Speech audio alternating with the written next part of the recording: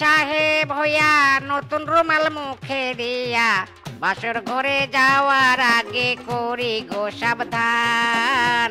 চাঁদের আলো দেখা তুমি হইও না অজ্ঞান, হাইরে চাঁদের আলো দেখা তুমি হইও না অজ্ঞান। শালা হারামজাদা বানর, পাদরামির একটা লিমিট থাকে, এভাবে ধাক্কা না দিলেও পারতি। ইরে মাইরি, এ ক্যা হুয়া? বিছানায় তো দেখি চাঁদও নেই, তারাও নেই, বউটাও নেই। বউটা আবার গেল কোথায়? বউ, ও বউ, কোথায় তুমি? বউ,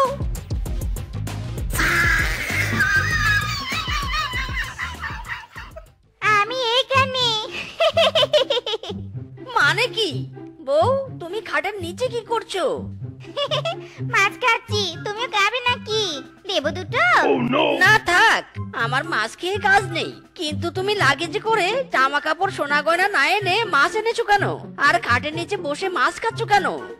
আরে এসব মাছ অনুষ্ঠানের বেঁচে গিয়েছিল, আর আমি সুযোগ বুঝে মাছগুলো লাগেজে ঢুকে নিয়েছি, যাতে বাসর ঘরে বসে আর আমি খেতে পারি। ইরি মাইরি, এ কোন মাছ পাগল বউ ঘরে আনলাম রে? না জানি কপালে কি মুসিবত আছে। ঠিক আছে বউ, মাছ তো অনেক খেলে, এবার বাইরে বেরিয়ে এসো, বাসরাত শেষ হয়ে যাচ্ছে তো। না না, আগে আমি এই সব মাছ খাবো, তারপর এখান থেকে বের হবো। Don't disturb me. হ্যাঁ, এত মাছ খেতে খেতে তো রাত পেরিয়ে সকাল হবে, তখন তো আর বাসর করতে পারবো না। বউ, এভাবে জেদ করো না, প্লিজ বাইরে বেরিয়ে এসো।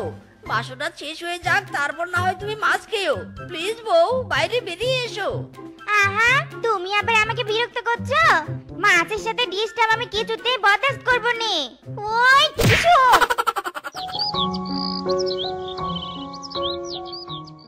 বাবাজি, তুমি তো জানোই আমি কত গরিব, তবুও এই কটা টাকা জোগাড় করে তোমাকে দিলুম। তুমি একটা ভালো পাত্রের ব্যবস্থা করে দাও, মেয়েটার বিয়ের বয়স যে পেরিয়ে যাচ্ছে।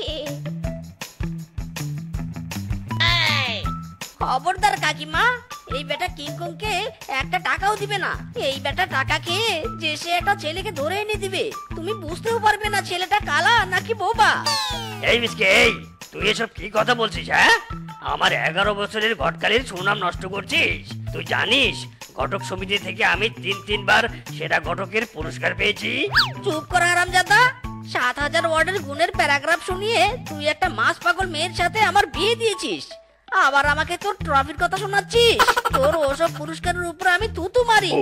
এই এই খবরদার, আমার পুরস্কার নিয়ে মস্করা করবি না, তবে এই কালো ছাতা দিয়ে কেলিয়ে পিছন লাল করে দিব। আর আমি কি হাতে চুরি পরে বসে থাকবো নাকি? হারামজাদা, আর তুই কি বলবি? হ্যাঁ, তুই আমাকে কেলাবি? তার আগে দেখ আমি তোর কি অবস্থা করি। ওরে বাপরে, মিসকে করছিস কি? থাম থাম বলছি, থাম। ওরে বাবা রে, দেখেছো কাণ্ড, দেখেছো? ও তো মাছ নেই, শুধু মাংস আর মাংস। বুঝেছি, মাছ খেতে না পেয়ে যেন আমি মরে যাই সেই প্ল্যানিং চলছে, তাই নে? আমিও নাচর বান্দা, মাছ ছাড়া একটা দানাও গিলবো নে। কই কই মাছ, মাছ কোথায়? ওরে বাবা রে, কপালটা বুঝি ফুটো হয়ে গেল রে। এই তো তুমি এসেছো, বলো কোথায় মাছ? আমার মাছ কোথায়? ফ্রিজে মাছ নেই, মাছ এনেছো নাকি? সত্যি আমার কপালটা ফুটা, ঘরে ঢুকতেই বউয়ের হাতে ঢিল, তার উপর আবার মাছের আবদার। বলছি বউ, তোমার জীবনে মাছ ছাড়া আর কিছুই নেই? না নেই, আমার শয়নে স্বপনে ধ্যানে জ্ঞানে মনে প্রাণে অঙ্গে প্রত্যঙ্গে শুধু মাছ আর মাছ। আই এম এ মাছ লাভার। ইরে মাইরি, বলে কি? সব কিছুতেই তো দেখছি মাছ আছে, তবে আমি কোথায়? বলছি মাছকে ভালো না বেশে যদি আমাকে একটু ভালোবাসতে। একই তো মাছ খুঁজে পাচ্ছি নে, আবার তার উপর তুমিও মাছ আনুনি। দাঁড়াও, তোমাকে ভালোবাসা দিচ্ছি। আহ!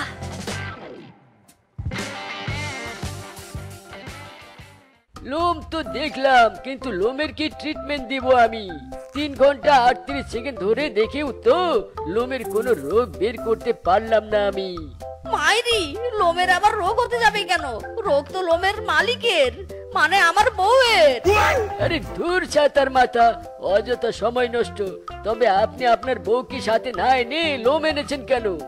আনতে তো চেয়েছিলাম ডাক্তার বাবু, বাট কিন্তু অনেক ধস্তাধস্তির পর এই কটা লোম আনতে পেরেছি শুধু।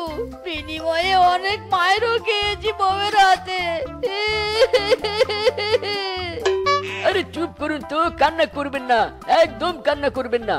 মহিলাদের মতো ফ্যাস ফ্যাস করে না কেঁদে সমস্যাটা কি আপনার বউয়ের সেটা বলুন। সমস্যা খুবই ভয়াবহ ডাক্তার বাবু। দিনে রাতে সকালে দুপুরে সন্ধ্যা ভোরে ঘুমাতে জাগতে উঠতে বসতে খালি মাছ খায়। মাছ তো নয়, যেন মাদকের নেশা। বউয়ের জীবন মাছ দিয়ে পরিপূর্ণ, আর আমার পকেট অর্থ শূন্য। মাইরি এই তো ভারী মুশকিল। মাছ খাওয়া তো বন্ধ করতে পারবো না, কিন্তু গলা দিয়ে যাতে মাছ গিলতে না পারে সেই ব্যবস্থা করতে পারবো। এই ওষুধটা শুধু খাবারের সাথে মিশিয়ে দিবেন, কাজ হয়ে যাবে।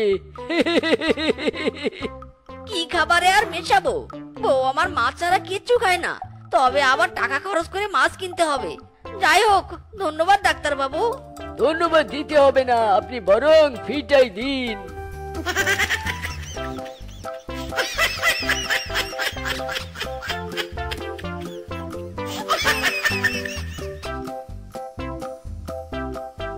বাবা, মাছটা বড় ছিল তো, তাই খুব টেস্ট লাগলো। যাকে বলে ইয়াম্মি। বাট কিন্তু একটা ঢিল খেয়ে তো দেখছি তুমি একেবারে মুলার মতো সোজা হয়ে গেছো। বাজার থেকে একেবারে ফ্রাই করা মাছ নিয়ে এসেছো। কি আর করব, আমার একমাত্র বউ মাছ পাগল। মাছ না কিনে কি আর উপায় আছে? খা খা, ভালো মতো খা, রাখ খুশি। এটা তোর শেষ মাছ খাওয়া।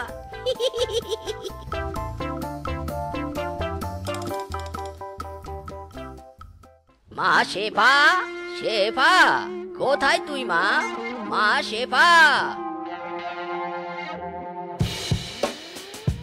আরে বাবা, আপনি আসুন আসুন বাবা। আমাদের বিয়ের পর এই প্রথম আমাদের বাড়িতে এলেন। আমার যে কি ভালো লাগছে। ঘরে চলুন বাবা। যাচ্ছি বাবা।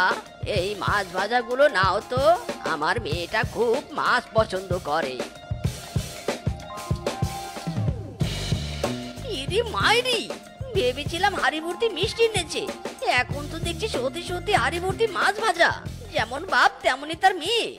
আহারে আমার মেয়েটা, কদিন যেতে না যেতে অসুস্থ হয়ে পড়েছিস। বুঝেছি জামাই ঠিক মতো মাছ কিনছে না, তাই তো তুই মাছ খেতে না পেয়ে এমন অসুস্থ হয়ে গেছিস, তাই না? না না শ্বশুর আব্বা, আমি তো রোজ মাছ কিনি।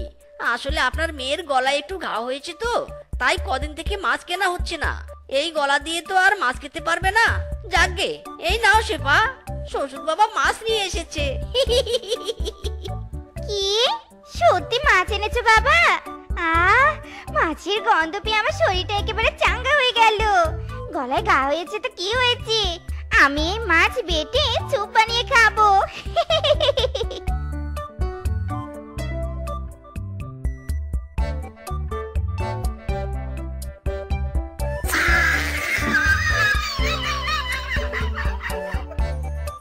ইরে মাইরি, এই কোন যন্ত্রণা! এই মহিলা তো দেখছি আমার পাত্রী নয়। গলায় ঘা বাঁধালাম, আর এই মেয়ে কিনা মাছ খাওয়ার নতুন পদ্ধতি বের করছে।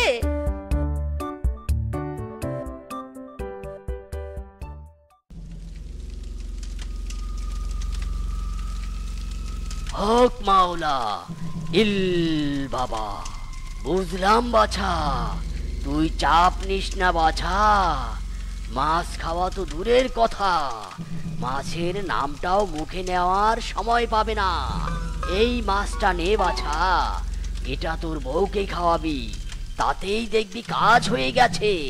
মাইরি, কি কাজ হবে তান্ত্রিক বাবা? আমি তো কিছুই বুঝলাম না। আমার বউয়ের আবার কোনো ক্ষতি হবে না তো? না বাছা, তোর বউ জাস্ট একটু মেন্টাল হবে আর কি। তারপর যেদিন চোখের সামনে মাছ দেখেও খেতে অনীহা প্রকাশ করবে, তারপর তোর বউ ভালো হয়ে যাবে। হক মাওলা, ইল বাবা। ইরি মাইরি, এটাও সম্ভব? আমার বউ কিনা চোখের সামনে মাছ দেখেও থাকবে না? তবে তো আর দেরি নয়, লে মিচকে রান ফাস্ট। হারামজাদা, তোকে আজ মেরে ফেলবো। একটা মাছ কিনতে এত সময় লাগে? ওরে বাবা রে, ও ও বউ গো, আর মেরো না গো। আমি একটা কাজে পাশের বনে গিয়েছিলাম, তাই তো দেরি হলো। কিন্তু আমি তো মাছ এনেছি। এই যে তোমার লাঠি চুয়ে প্রতিজ্ঞা করছি, মাছ আনতে আর কখনো দেরি করব না। এই নাও মাছ খাও, আমার ছেড়ে দাও বউ, প্লিজ। যা, এবারের মতো ছেড়ে দিলুম, তবে সেটা ভাজা মাছ এনেছিস বললি।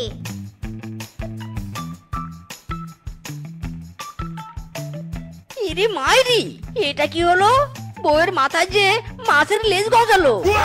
আরে আরে, এটা কি হলো? আমার মাথা এত ভারী লাগছে কেন? আরে, এটা কি? আমার মাথায় লেজ কেন? হারামজাদা, এটা তুই কি মাছ খাওয়ালি? আজ তোরা রোগ কে নেই।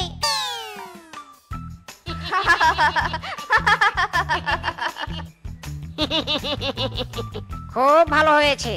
যেমন মাছ খেতে খেতে আমার বন্ধুর পকেট ফাঁকা করেছো, তেমনি মাথায় মাছের লেজ গজিয়েছে। এখন লেজ নিয়ে ঘোরো। ফিচকি দাদা, শুনেছি তুমি নাকি নামকরা কাঠ মিস্ত্রি। তুমি তোমার কড়া দিয়ে কত কাঠই না কেটেছো, তবে আমার মাথার এই লেজটা একটু কেটে দাও নে গো। শাল সেগুন এক কোপে কেটে ফেলি, এ তো সামান্য মাছের লেজ। মাথা নিচু করো, এখনই বেটাকে শায়েস্তা করছি।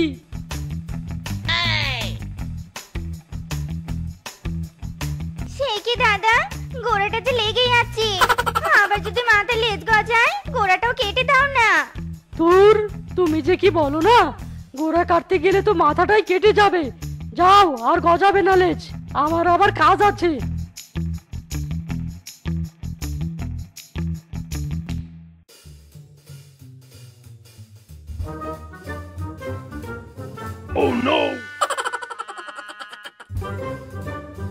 আরে আরে, এটা কি হচ্ছে?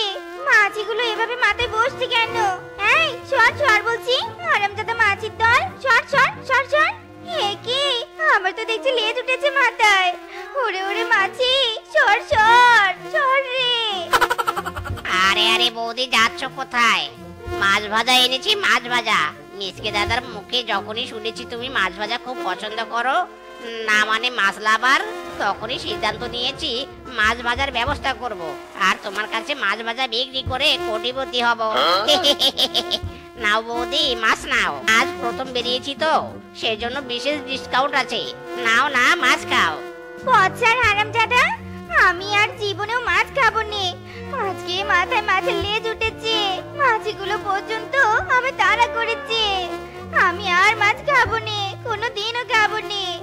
বলো কি? তবে তো আমার ব্যবসায় লাল বাতি জ্বলবে। নাও বৌদি, প্লিজ একটা মাছ খাও।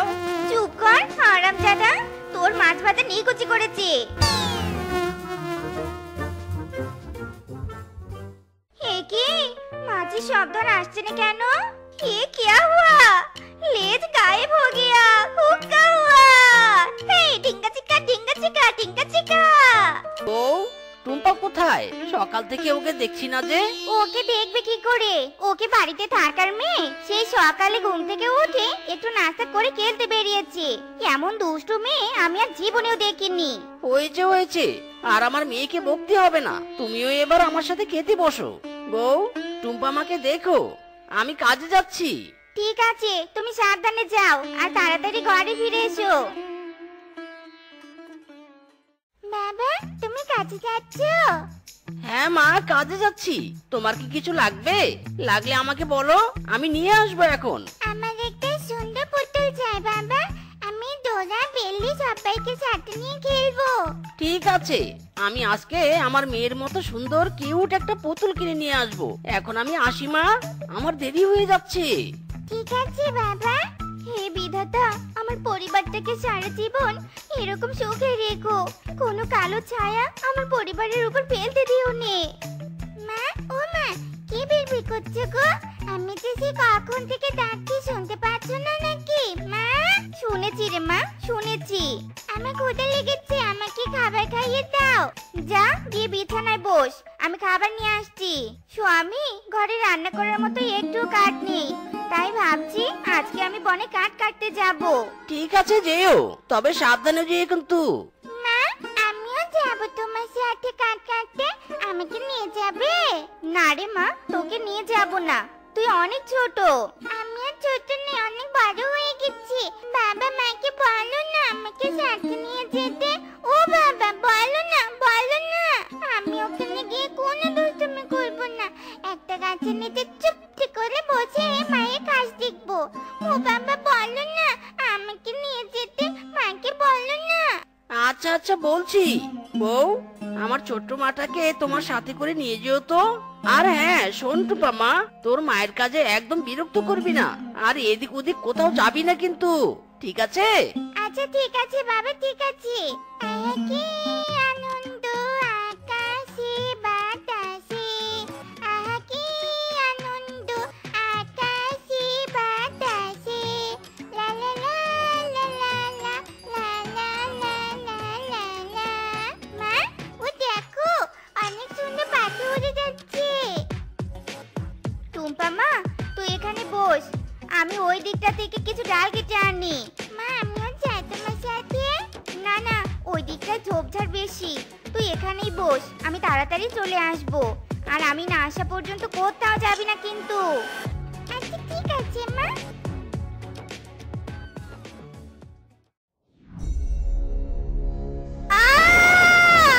ওরে বাবারে, ওরে মারে, ব্যথায় মরে গেলুম রে। কেউ বাঁচাও, বাঁচাও আমাকে। টুম্পা মা, ব্যথা। এটা তো মায়ের চিৎকার। মা, ও মা, কি হয়েছে মা? তোমার কি হয়েছে বলো মা? তুমি এভাবে এখানে শুয়ে আছো কেন? মা, মা। ওরে, আমাকে বিষধর সাপ কামড়িয়েছে, আমার কষ্ট হচ্ছে রে মা, আমার কষ্ট হচ্ছে। তোর জন্য আমার খুব কষ্ট হচ্ছে। আমার কিছু হলে তুই এখান থেকে তোর বাবার কাছে যাবে কি করে? মারে, মা চলো না, আমরা এক্ষুনি বাবার কাছে যাই, বাবা তোমাকে ঠিক করে দিবে। চলো না মা। মারে, আমি আর ঠিক হব না রে মা। তুই তুই তোর বাবার সাথে থাকিস রে মা। তোর বাবার কথা অমান্য করিস নে, অমান্য করিস নে। কি হলো মা? কথা বলো, কথা বলো মা, ডাকো আমার দিকে। মা গো।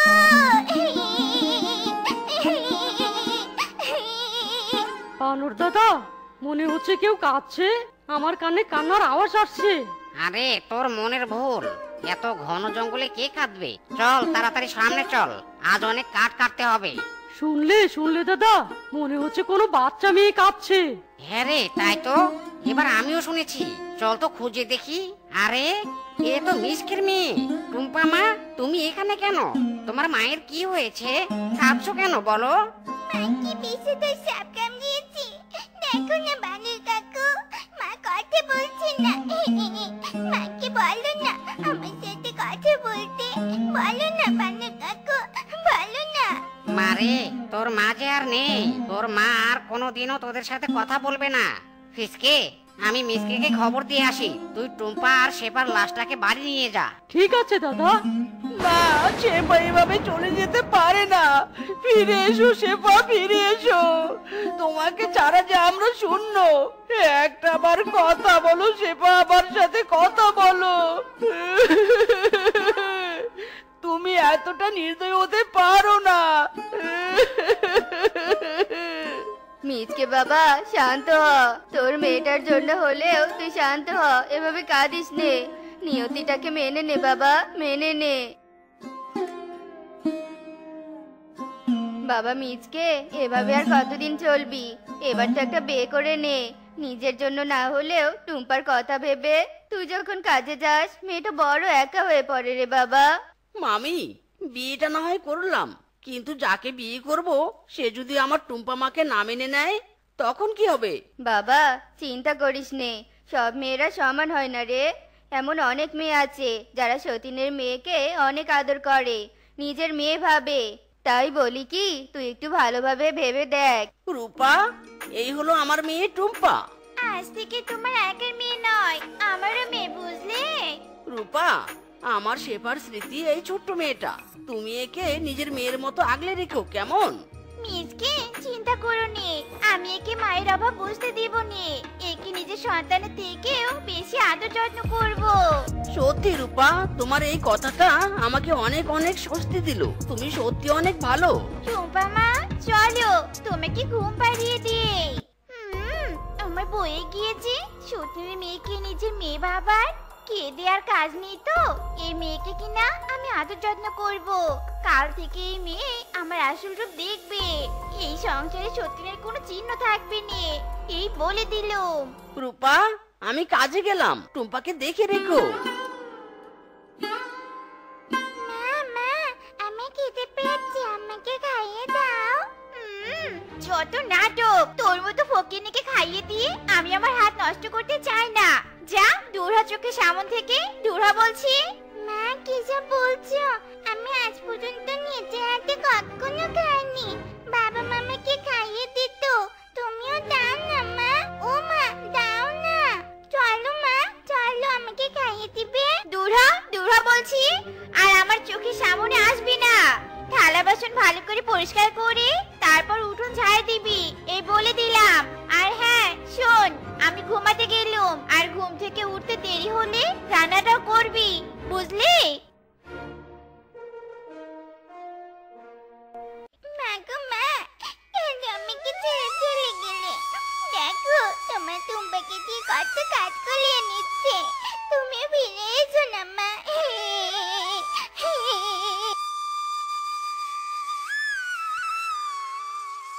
কেঁদো না ছোট্ট মেয়ে, আমি তোমাকে সাহায্য করব। সাপ! কে কোথায় আছো? বাঁচাও! সাপ! সাপ! ভয় পেও না ছোট্ট মেয়ে, আমি তোমার কিচ্ছু করব না। আমি তোমার মায়ের মতো তোমাকে আগলে রাখবো, তোমার সব কাজ করে দিব। তুমি তো সাপ, তুমি কি করে আমাকে সাহায্য করবে? এইভাবে তোমাকে সাহায্য করব। দেখি সরো মা, আমি তোমার কাজ করে দিচ্ছি। তুমি তো অনেক ভালো, আমার সব কাজ করে দিলে। তুমি কিভাবে রোজ আমার কাজ করে দিবে?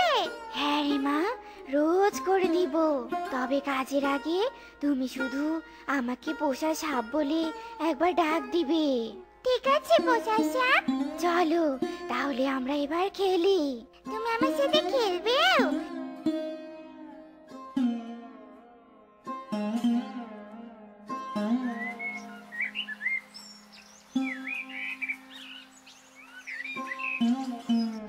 ছোট মেয়ে তো দেখি পুরো ধানে লঙ্কা, যেটা কাজ দিচ্ছি সেটা নিমিষে করে ফেলছি। এভাবে চলে তো হবে না, আমাকে আজকে সব শেষ করতে হবে। আমি আর সত্যের মেয়েকে বাঁচিয়ে রাখবো নে। এই বাড়ির একমাত্র উত্তরাধিকার হবে আমার ভবিষ্যৎ সন্তান। আমি আজ এক্ষুনি এই মেয়েকে পুকুরের বাড়িতে ফেলে দিব। মা, আমাকে এখানে নিয়ে এসেছো কেন? এখানে কি কাজ আমার? এখানে তোর কোনো কাজ নেই, সব কাজ আমার। বাঁচাও পোষা সাপ, আমাকে বাঁচাও। কেউ বাঁচাবে না তোকে, মার তুই মার। ঝামেলা ঘাট থেকে নেমেছি, এবার একটু শান্তির ঘুম দিব। ওরে বাবা রে, ওরে মারে, সাপ সাপ! মিচকে বাঁচাও, আমাকে বাঁচাও মিচকে। তুই আর বাঁচবি না। সাপ বাঁচাও, মিচকে আমাকে বাঁচাও। কি ব্যাপার রূপা, তুমি এখানে আর এইভাবে দৌড়ে আসলে কেন? কি হয়েছে তোমার? মিচকে, একটা সাপ আমাকে তাড়া করেছে। চলো মিচকে, এখান থেকে পালাই। সাপ তোমাকে তাড়া করেছে? তাহলে টুম্পা কোথায়? টুম্পার কথা ছাড়ো, আগে চলো আমরা পালাই। তুমি কি পাগল হয়ে গেছো নাকি বউ? টুম্পাকে ছেড়ে পালাতে যাচ্ছ? এই তোমার ভালোবাসা টুম্পার প্রতি? ছি রূপা ছি, সরো সরো সামন থেকে। আমি আমার মেয়েকে নিয়ে তবেই পালাবো। তোমাকে যেতে হবে না, তোমার মেয়ে আমার কাছে। তুমি কে বোন? আর আমার মেয়ে তোমার কাছে কি করছে? আমি হলাম সেই সাপ, যে সাপ এতক্ষণ তোমার স্ত্রীকে তাড়া করছিল। তুমি যদি সাপ হও তাহলে টুম্পা তোমার কাছে কি করছে? আর তুমি রূপাকে কেন তাড়া করছো? তোমার বউ রূপা আমাকে অনেক অত্যাচার করে। আর আজ তো ও টুম্পাকে পুকুরেই ফেলে দিয়েছিল মারার জন্য। আমি সময় মতো এসে বাঁচিয়েছি। আমাদের প্রশাসন খুব ভালো। ছি রূপাচ্ছি, তোমাকে আমি বিশ্বাস করেছিলাম, আর তুমি কিনা আমার বিশ্বাসের এই দাম দিলে? তোমাকে আমি এক্ষুনি তালাক দিব। দূর হও আমার চোখের সামনে থেকে, দূর হও বলছি, দূর হও। তোমার মুখ আর আমি দেখতে চাই না।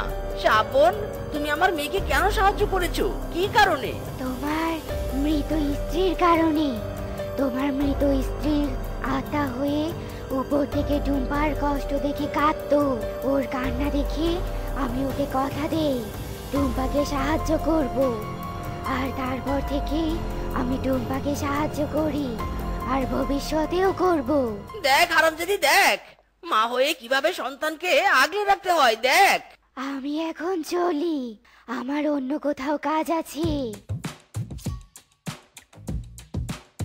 চল মা, আমরাও চলে যাই। আমাকে রেখে যেও না মিচকে, এত বড় শাস্তি তুমি আমাকে দিও না।